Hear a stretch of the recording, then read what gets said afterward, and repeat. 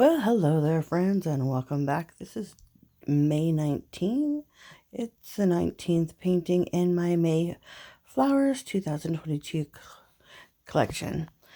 So in this collection, I am focusing on the entire month of May, painting florals, at least one a day.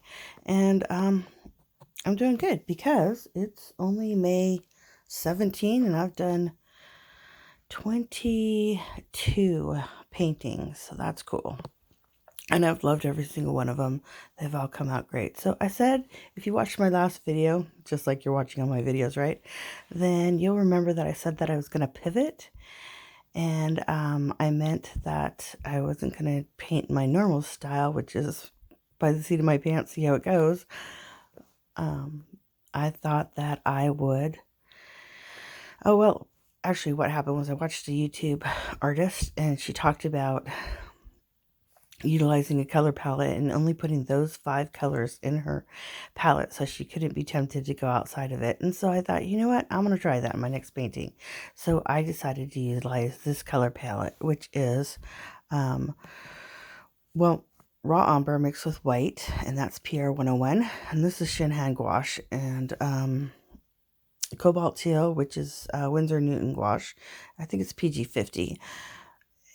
Carmine, which is Shinhan gouache, straight out of the tube, and then permanent red mixed with white to make kind of a peachy red, well, peachy pink, I should say, and also then carmine mixed with white. So that is my palette of 5 colors, and then I added black and white to that palette. So you could see right away I started going, oh, look at my background's the same color as my leaves, because you know I'm mixing burnt umber, which is kind of an ochreish color but a little darker, with cobalt teal, and both of those have white in them, so I started getting challenged right away.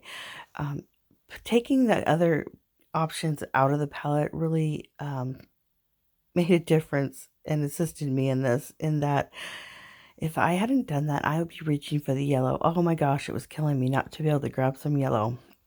But I didn't. I stuck it out. My palette was covered. I was stuck with these colors, and I was going to stick it out. And then I realized as I was kind of mix that blue into the background, oh yes, I can make purple, right? Oh, so there you go on that.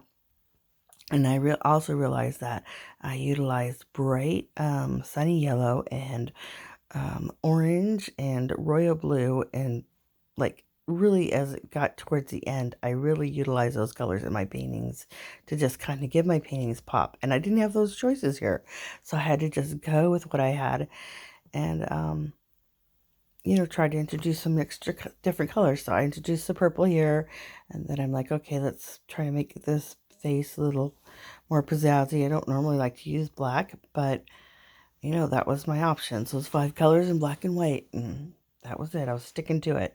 So the overall painting did have a cohesion that I wouldn't have had I not done that. I can't say that I'm totally in love with this color palette, but I'm glad that I did it, okay? And and it came out, well, really kind of neat. So yeah, that's that. And this painting is for sale on eBay now. And it is a 6 by 6 inch square gouache painting that's been finished with a Dorland wax finish just to protect the gouache. And yeah, I sort of like the way it came out. It's not my usual colors, but that's the thing about challenging ourselves as an artist, right? Is that we have to do different things and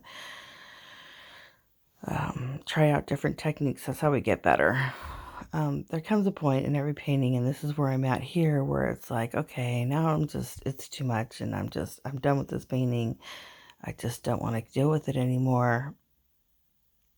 I came back to it this morning and put a finish on it, and I thought, oh, I could add a little more highlights and maybe outline it in black, but then I realized, you know what, I already listed it for sale. So there's my color palette. How do you think it came out? Yep. Well, anyway, here's enhanced. Thanks for watching. See you next time. Bye.